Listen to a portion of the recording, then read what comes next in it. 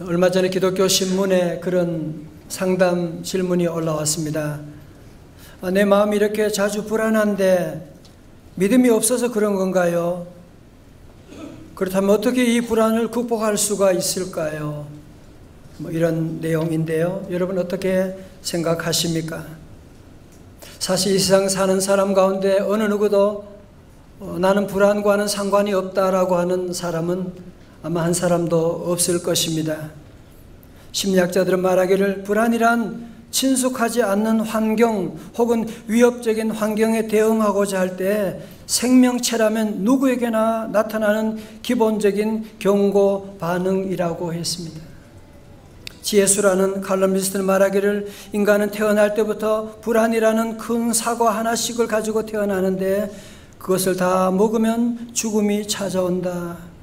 그 안타깝게도 우리가 불안장애나 혹은 시한부 인생 선고를 받은 분들이나 그래서 죽음에 대해서 너무 심각하게 생각하고 불안해하면서 어떤 사람은 불안의 사과를 더 크게 베어 먹고 일찍 세상을 떠나는 사람도 있다고 하는데 이제 그런 의미에서 본다면 우리 모두는 다 잠재적인 불안증을 갖고 살아가고 있다고 말할 수가 있을 것입니다.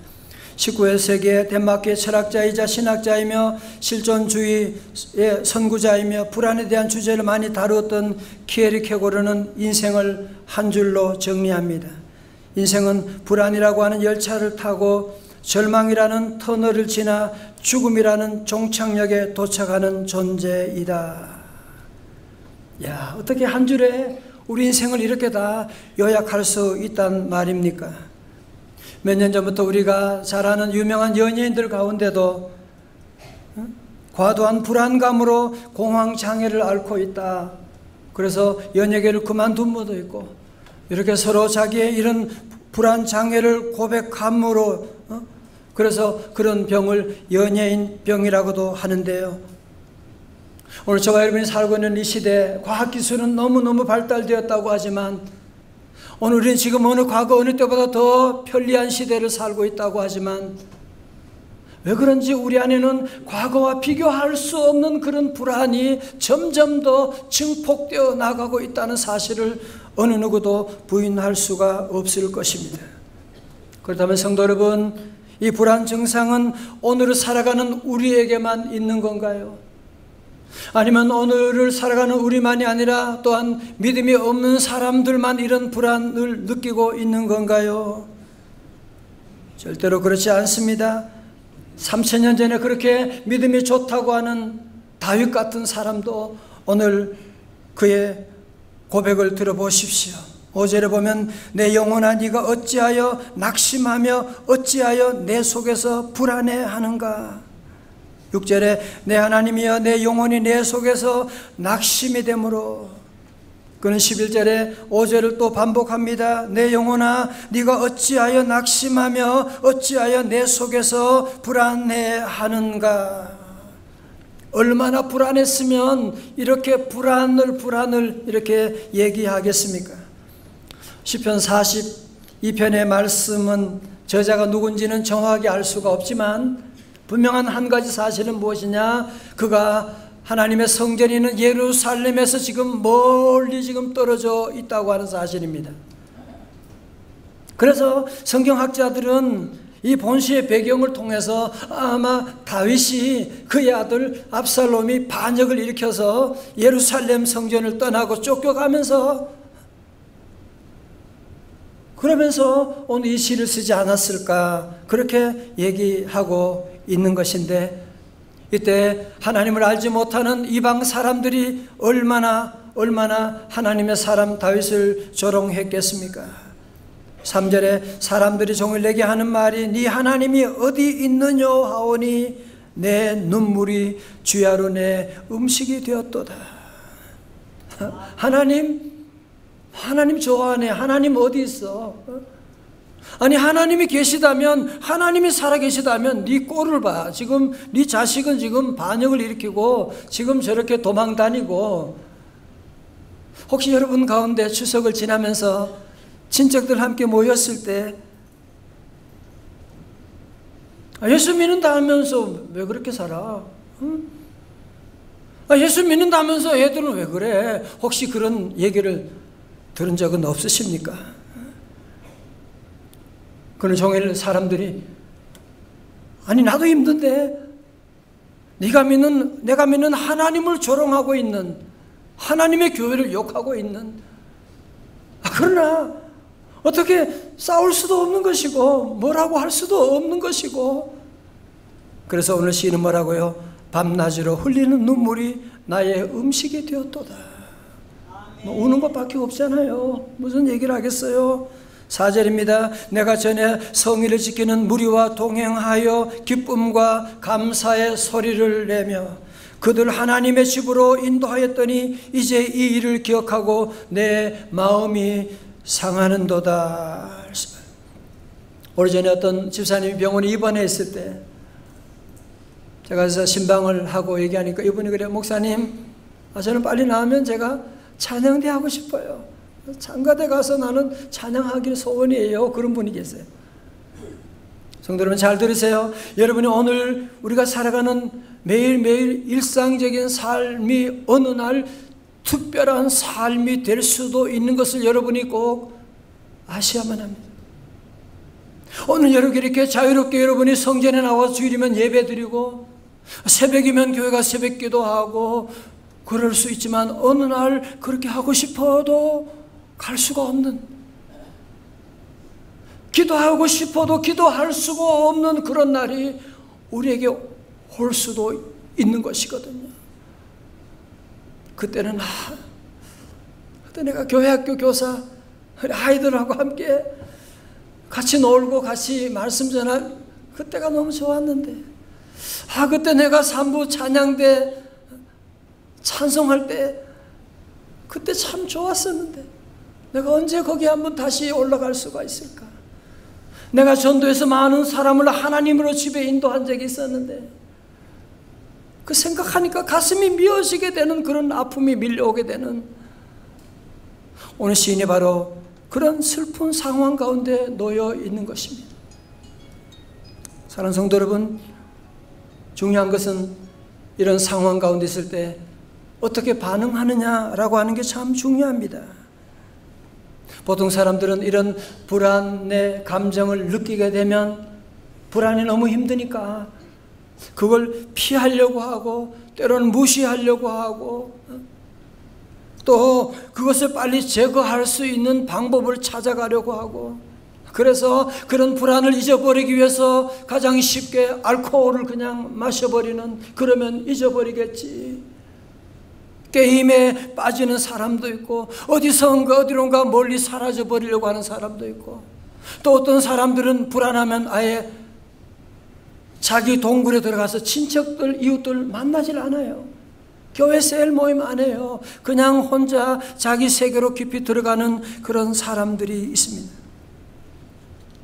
우리가 경험하는 바이지만 불안은 피하면 피할수록 점점 증폭되어 나갑니다. 불안은 피하면 피할수록 또 다른 불안을 가져오게 되는 놀라운 이런 부정적인 힘이 있거든요. 그렇다면 성도 여러분, 스트레스를 피할 수 없는 세상 한가운데서 우리가 이 불만을 극복하려면, 불안을 극복하려면 어떻게 해야 되느냐? 설교 노트 3번에 중요합니다. 1단계가 무엇이냐? 그것은 불안을 피하려고 하지 말고 어떻게 하라고요? 직시하라는 겁니다. 직시하라.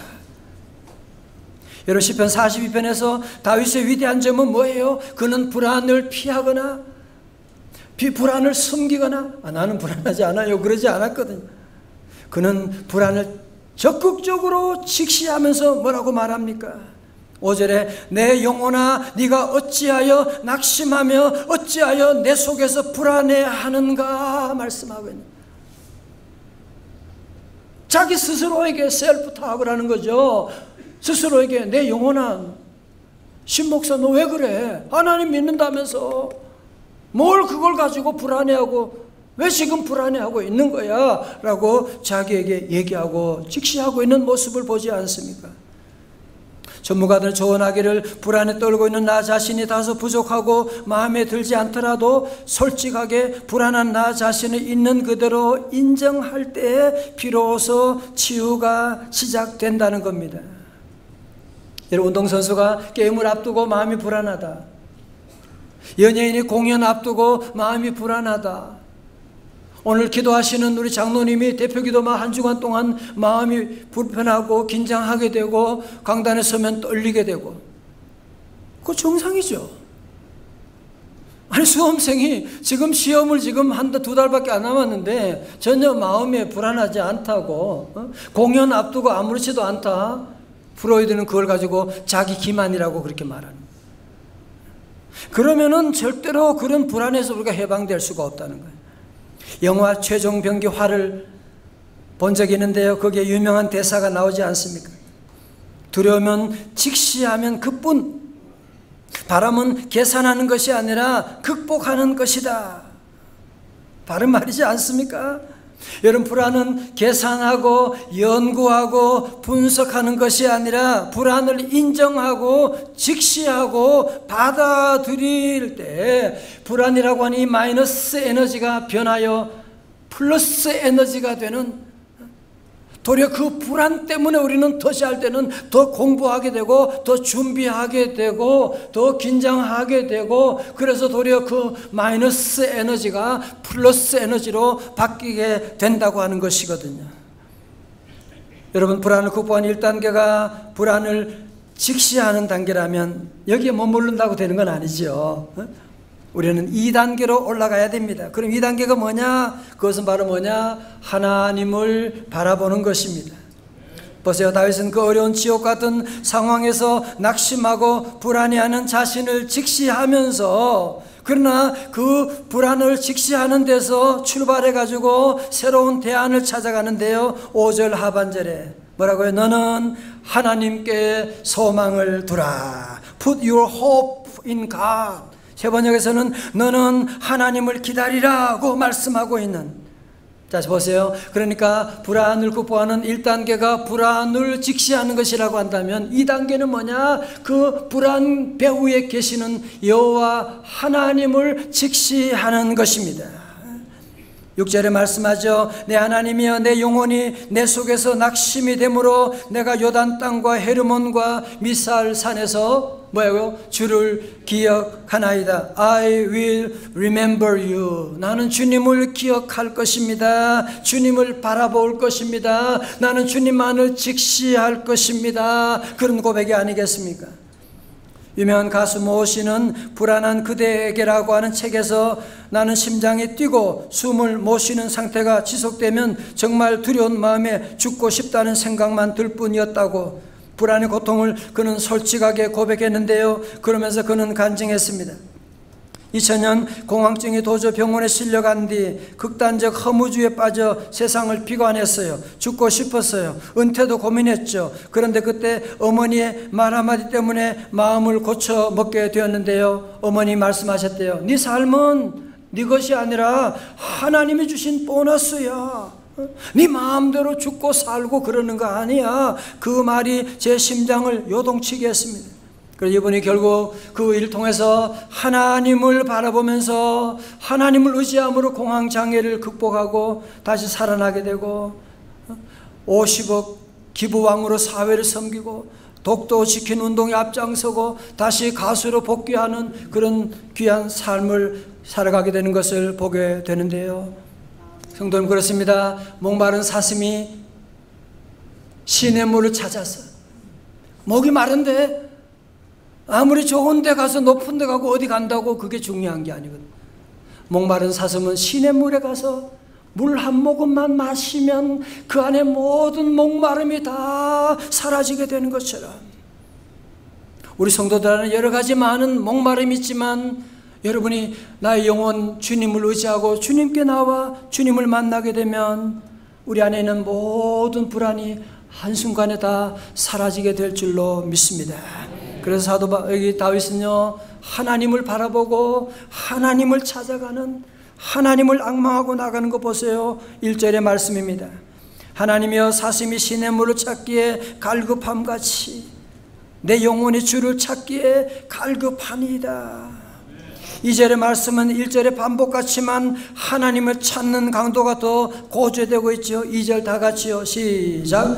내 영혼이 하나님 곧 살아계신 하나님을 갈망하나니 내가 어느 때에 나가서 하나님의 얼굴을 배울까. 아멘. 무슨 말씀입니까? 사람들이 네가 믿는 하나님이 어디 있느냐고, 내 뼈를 찌르는 칼같이 대적들이 비방해서 너 하나님 믿는 네 하나님 죽었네, 하나님 어디 있어? 라고 하는 그 가운데도 오늘 다윗은 고백합니다. 내가 믿는 하나님은 살아계신 하나님이십니다. 나는 그 하나님을 믿습니다. 그 하나님을 갈망합니다. 라고 하는 강렬한 표현을 하고 있는 것이 아니겠습니까? 그런 글을 보았어요. 어떤 사람이 톱밥이 수북한 곳에 어떻게 하다가 시계를 그만 잃어버리고 말았어요. 비싼 시계인데. 그래서 사람들을 불러가지고 그 톱밥을 뒤지면서 시계를 찾기 시작했어요. 워낙 높이 쌓였으니까 찾지를 못하게 됐어요. 잠깐 쉬고 있는 동안에 옆에 동네 어린 아이가, 꼬마 아이가 그 안에 가더니만 한 10분 있다가 애가 그 시계를 들고 오는 거예요. 사람들이 깜짝 놀래가지고, 야, 너 어떻게 된 거야? 너 시계 어떻게 찾았어? 그리고 얘가 대답을 하는 거예요. 아니요, 그냥 가만히 있었거든요. 근데 어디선가 째깍새깍 소리가 들리더라고요. 그래서 찾은 거예요. 그래서 성도 여러분 아세요? 오늘 우리 시대는 너무나 소음이 너무너무 많아요.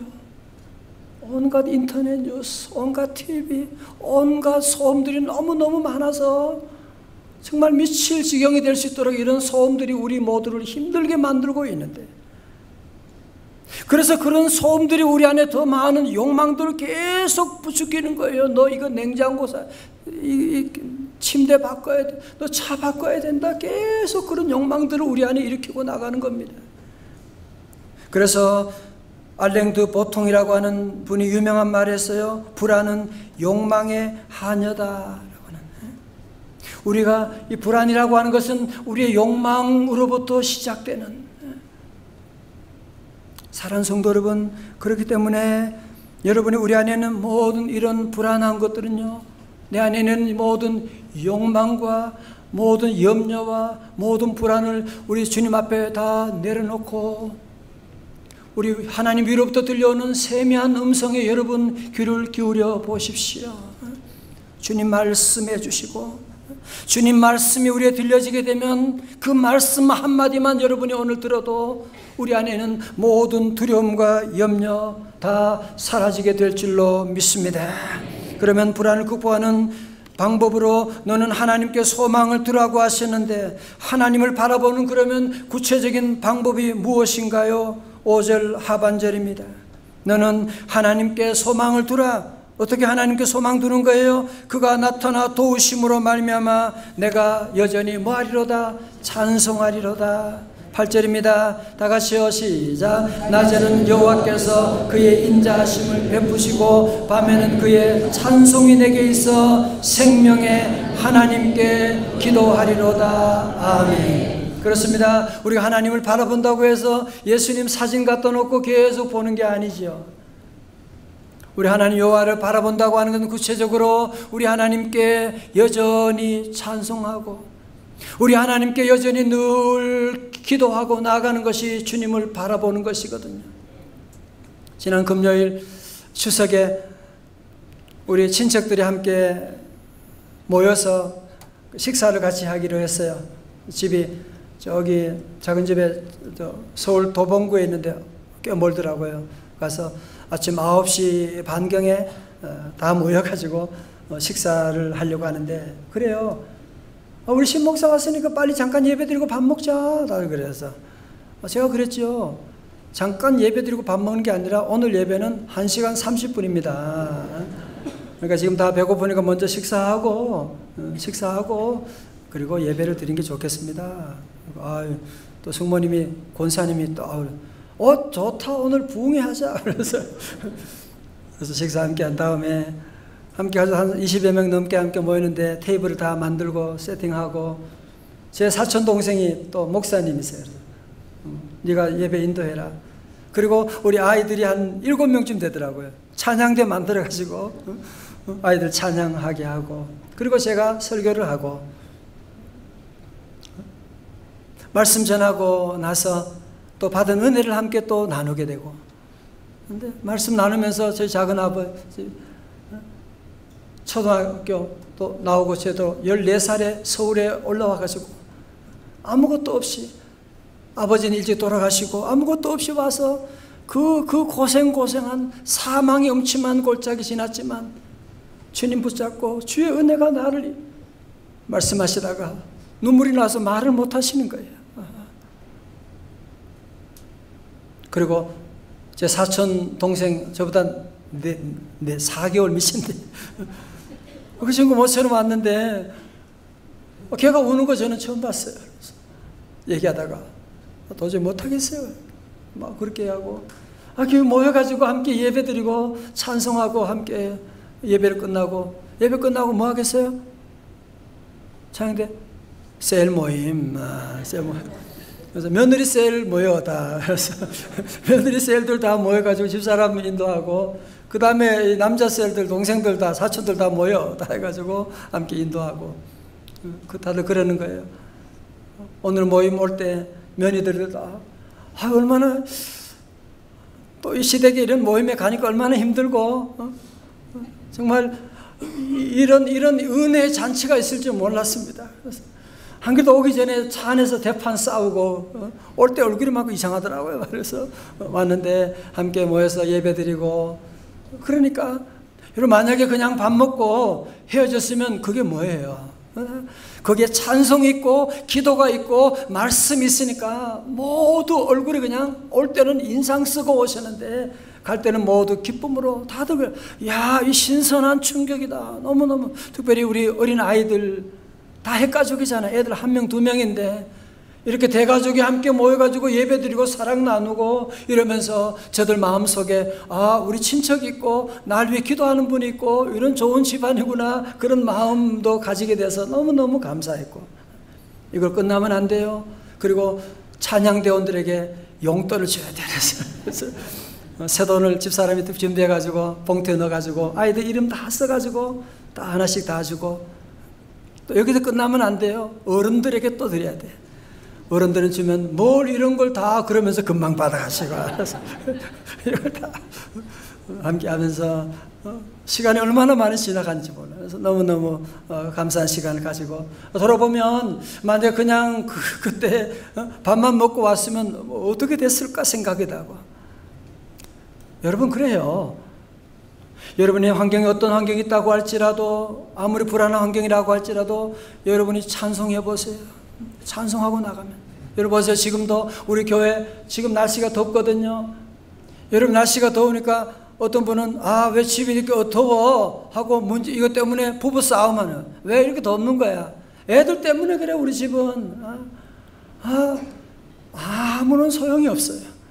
부부 싸운다고 더위가 가는 거 아니에요. 뭐 하면 돼요? 에어컨 틀면 되는 거예요. 에어컨 들면 거기서 시원한 바람이 보이지 않지만 온 방안을 다 시원하게 만드는 거거든요. 여러분 가정에 짜증나는 일이 있고 화나는 일이 있고 불안한 문제가 생긴다고 할지라도 불안하다 속상하다 네 때문이다 하면 그런 불안은 증폭되어 나갈 것이고요. 점점 그 자녀들에게 다 불안이 넘쳐날 겁니다. 우리 성도도 이런 위기와 한데 있을 때 뭐 해야 돼요? 찬송하고 기도하고 찬송의 에어컨을 틀어보세요. 찬송의 에어컨을 틀고 여러분이 기도하게 되면 온 집안이 한순간에 주님의 평강이 감싸고 악한 귀신의 세력 다 떠나갈 줄로 믿습니다. 여러분 사도 바울과 실라도 감옥에 갇혔을 때 억울하게 복음 전하다가 감옥에 갇혀서 온몸이 욱신거리고 그럴 때도 저들은 원망하지 않았습니다. 하나님 원망하지 않고 사도행전 16장 25절에 한밤중에 바울과 실라가 다 같이요 기도하고 하나님을 찬송하며 죄수도 듣더라. 아멘. 그렇죠. 기도하고 찬송할 때 하늘 문이 열리고, 기도하고 찬송할 때 옥문이 열리게 되고, 기도하고 찬송할 때에 모든 전도의 문이 열려 간수장까지도 교도소장이 다 구원받는 놀라운 역사가 일어나게 된 것입니다. 그런 성도 여러분, 우리가 하나님을 바라보는 구체적인 방법이 뭐라고요? 우리는 그것이 바로 찬송하고 기도하는 것입니다. 야고보 사도는 우리 성도들의 삶을 아예 두 가지로 요약했어요. 야고보 5장 13절에 시작. 너희 중에 고난당하는 자가 있느냐? 그는 기도할 것이요. 즐거워하는 자가 있느냐? 그는 찬송할지니라. 아멘. 이제 추석을 보니까 올해도 이제 한 3개월 반밖에 남지 않았더라고요. 대수험생 자녀를 둔 부모님들은 이제 시험 보는 날도 이제 2달밖에 남지 않았습니다. 또 나라를 걱정하는 많은 분들이 나라 안보가 지금 어떻게 되나, 나라 경제는 지금 어떻게 되나 생각하면 자꾸 불안한 마음이 생기게, 미래가 어떻게 돼, 우리 아이들 장래가 어떻게 될지 생각합니다. 나 갑자기 암이면 어떻게 하나. 어떤 분은 또 그래요. 나는 그냥 뭔지 모르게 불안해. 그냥 뭔지 모르게 불안하다고 하는 분도 계시고. 성도 여러분, 우리가 이런 어려운 시대 가운데 불안이라고 하는 것은요, 그 배후에 악한 마귀 사탄인 걸 여러분이 아셔야 됩니다. 디모데후서 1장 7절에 하나님이 주신 것은 우리가 두려워하는 마음이 아니라고 했거든요. 그래서 우리 성도들은 불안하고 이런 현상이 우리에게 다가오게 되면 여러분 그 자리에 더 이상 불안에 발목 잡히지 말고, 오늘 말씀처럼 우리는 두 가지로 여러분이 하반기 이제 결단할 수 있기를 바랍니다. 첫 번째로 찬송을 많이 부르셔야만 합니다. 여러분 힘들고 어려울 때 찬송의 에어컨을 여러분이 돌리셔야만 합니다. 시편 56편 4절에 내가 하나님을 의지하고 그 말씀을 찬송하올지니라. 내가 하나님을 의지하였은즉 두려워하지 아니하리니 혈육을 가진 사람이 내게 어찌하리까. 찬송의 에어컨을 돌리면 불안이 다 사라지게 됩니다. 찬송 부르면 우울증이 떠나갈 줄로 믿습니다. 찬송 부르면 귀신이 다 떠나갈 줄로 믿습니다. 찬송을 부르세요. 찬송을 부르세요. 놀라운 일이 생깁니다. 찬송합시다. 찬송을 많이 하시고, 두 번째로 기도를 많이 하시기 바랍니다. 이번 이 가을에 우리 앞에 어떤 일이 다가올지 모릅니다. 그러나 기도하면 우리는 어떤 시험도 넉넉히 이겨나갈 수가 있습니다. 우리 모두가 다시 한번 말씀드립니다. 333 기도 운동입니다. 하루 식사 시간 하루 3번 33초 동안 우리는 3가지 제목으로 우리 가정과 교회를 위해서 우리 온 성도들이 함께 합심하여 기도를 주님께 올려나가는 것입니다. 빌보 4장 6절에 말씀하죠. 아무것도 염려하지 말고 다만 모든 일에 뭐요? 기도와 간구로 너희 구할 것을 어떻게 해요? 감사함으로 하나님께 아뢰라고 말씀해 있거든요. 여러분 가운데 이 불안한 마음 누구나 오는 거예요. 오늘 말씀 듣는다고 없어지는 게 아니고요, 살아가면 우리는 실존적인 이 불안을 누구나 다 짊어지고 살아가고 있는 것이거든요. 그래서 우리는 늘 찬송과 기도를 쉬면 안 되는 것입니다. 그럴 때 우리 안에는 이 불안이라고 하는 마이너스 에너지가 찬송하고 기도하게 되면 도리어 이것 때문에 플러스 에너지가 되어서 우리가 다시 일어나게 되고, 또 우리 주변에 이런 불안 가운데 떨고 있는 많은 형제 자매들에게 우리 모든 성도들 이 십자가의 복음을 증거하여 이번 가을에 전도의 많은 열매를 맺고 하나님께 영광 돌리는 우리 성도들 다 되시기를 주님의 이름으로 축원합니다. 축원합니다. 우리 함께 찬송으로 결단하기를 원합니다. 내 눈을 들어 주를 보기 원합니다. 내게로부터 눈을 들어 주를 보기 시작할 때 주의 일을 보겠네. 함께 찬양합니다.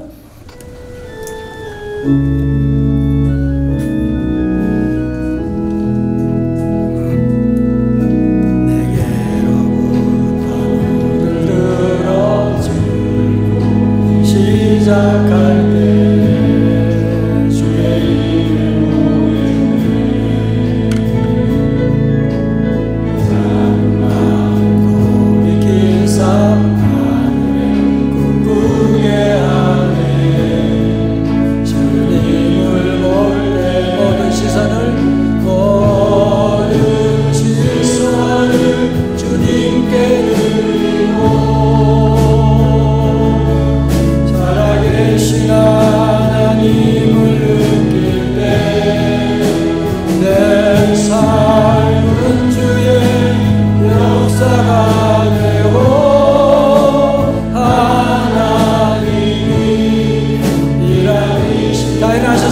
2절 같이 하겠습니다.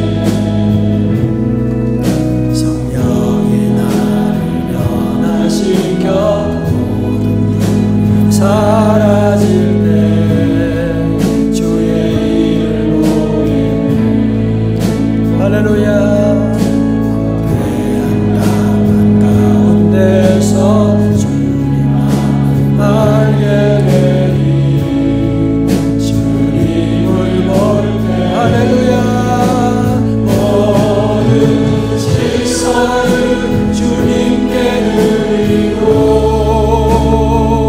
전능하신 하나님을 느낄 때 내 삶은 주의 나라가 되고 하나님이 일하기 시작하네. 주님의 영광 주님의 영광